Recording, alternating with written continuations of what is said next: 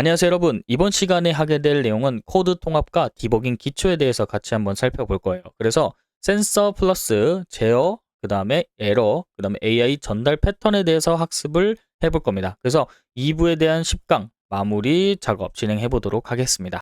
자, 시작에 앞서서 9강에는 ESP32의 GPIO 특성을 이해했고, 그 다음에 버전 1에 해당하는 실제 핀맵 표를 확인했습니다. 그 다음에 샵 디파인을 통해서 핀을 선언했고요. 그래서 오늘 할 것은 6강부터 9강까지 만든 2부에 해당하는 내용들 있죠. 만든 코드 조각들을 하나로 합치고 에러 유형을 3가지로 이해한 다음에 AI에게 에러를 전달하는 패턴까지 진행해 보도록 하겠습니다. 자, 그러면 여러분들이 앞에 보이는 통합 코드에 대한 구조가 보일 겁니다. 자, 전체 6강에 대한 파일 상단, 라이브러리, 그 다음 핀맵에 해당하는 내용들을 반영을 했고요. 실제 6강, 7강, 8강에 해당하는 내용들이 작성이 루프 쪽에 되어 있습니다.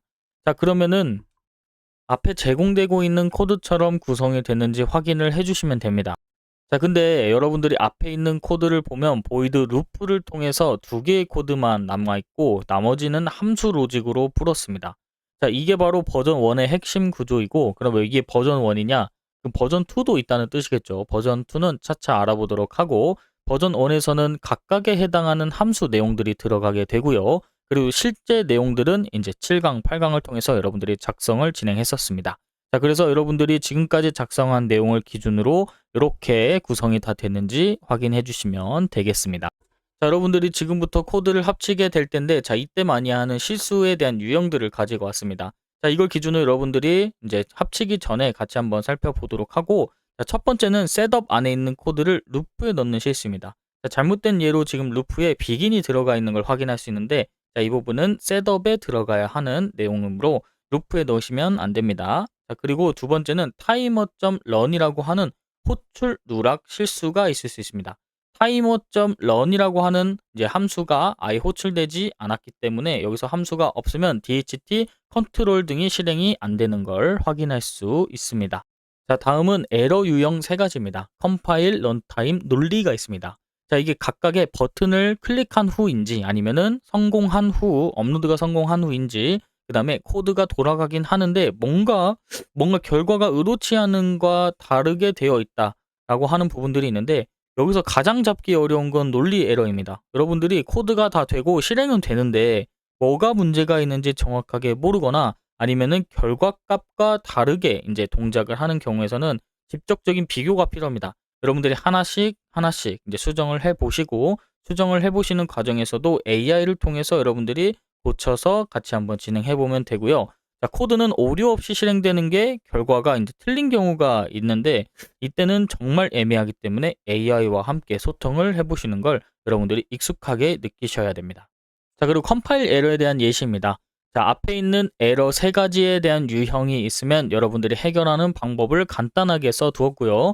여러분들이 이 에러에 대한 부분들을 제가 왜 예시를 만들어 두냐, 여러분들이 프롬프트로 질문을 할 때 해당 원인을 명확하게 말할 수 있기 때문에 여러분들이 이 각각의 원인을 입력을 하시고 해결 방법을 얻는 방법을 알려드리기 위해서 이렇게 컴파일 예시를 이제 써 놓은 겁니다. 그래서 여러분들이 실제 예시를 통해서 이 프롬프트를 작성하실 때 조금이나마 도움이 되시면 좋겠습니다. 자, 그 부분이 바로 여기입니다. AI에게 에러를 전달하는 패턴이 있습니다. 그래서 여러분들이 전문가라고 입력을 하고, 이제 지겹죠? 자, 근데 환경과 실제 에러 메시지가 뭐가 나왔는지 제가 복사 붙여넣기 할 수 있도록 여러분들께 제공을 해 드리는 겁니다. 그래서 여러분들의 에러 메시지를 복사 붙여넣기 하고 실제 원인이 무엇인지 여러분들이 파악이 가능하면 파악을 하시고 그 다음에 넣으시면 됩니다. 자, 근데 여러분들이 파악을 못하겠다. 그럼 앞에 있는 유형을 통해서 여러분들이 체크 먼저 해보시고 그 다음으로 넘어가는 걸 이제 알려드리려고 합니다.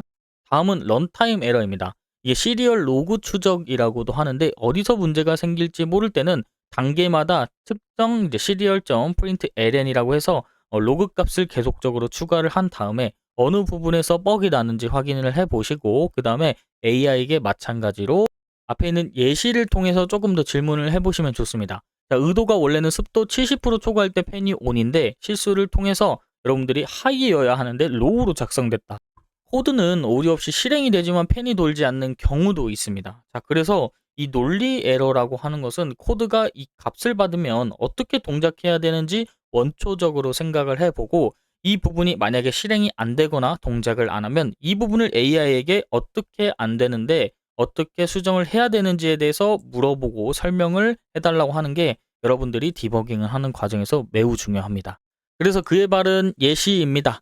그래서 여러분들이 실제 코드가 어떻게 되고 있는데 펜 모터가 안 돌아간다. 그래서 이 논리적인 에러를 찾아달라고 요청하고 실제 코드를 붙여넣기 해보면 예상 동작과 실제 동작을 통해서 이제 에러 코드를 찾아내는 방법으로 디버깅이 가능합니다.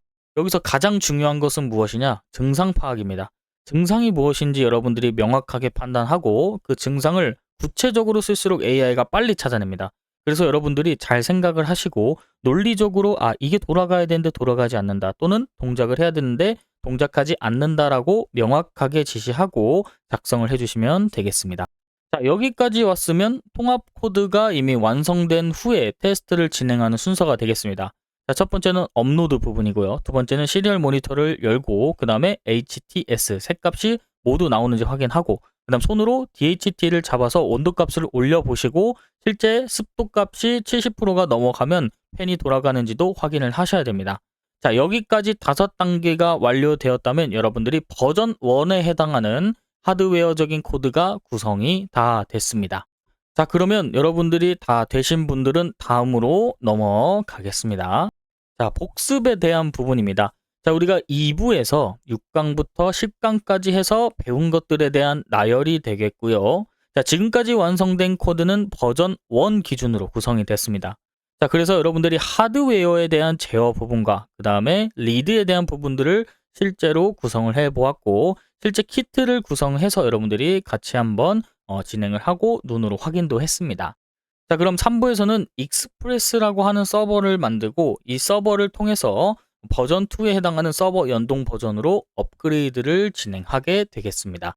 자, 그럼 마무리해 보도록 하겠습니다. 오늘 핵심에서는 통합 코드에 대한 부분이었고요. 선언, 셋업, 루프 기준으로 순서가 진행되고 에러는 총 3종이 있고 컴파일, 런타임, 그 다음에 논리에 대한 부분입니다. 그 다음에 AI에게 에러 전달하는 방법, 그 다음에 논리 에러를 증상을 구체적으로 써서 AI에게 전달하는 방법까지 진행을 했습니다.